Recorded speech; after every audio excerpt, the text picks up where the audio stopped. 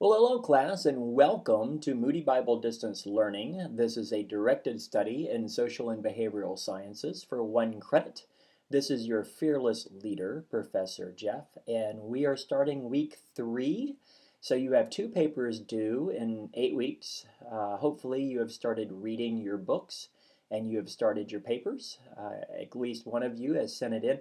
Uh, I wanted to tell you that I had a student send her paper in and ask me to look over it for her.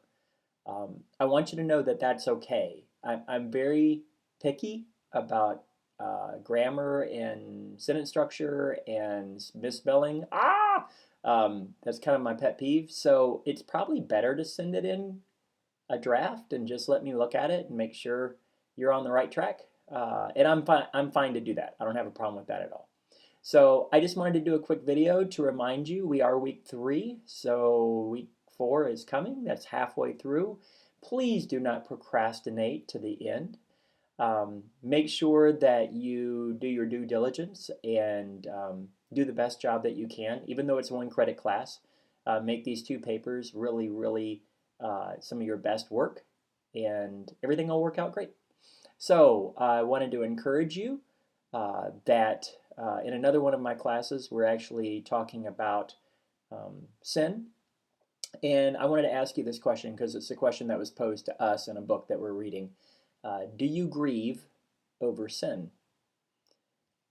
Do you grieve over sin?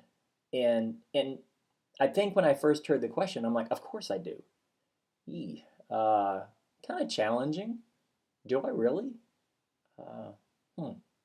Do I really see sin as sin? Do I really see sin as that bad? Or do I compare myself to others and say, oh, wow, I'm better than him, or whatever we do, to minimize sin. So I just want to encourage you.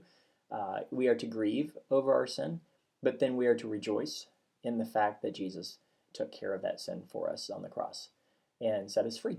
So there is therefore no condemnation for those who are in Christ Jesus. So good news, good news.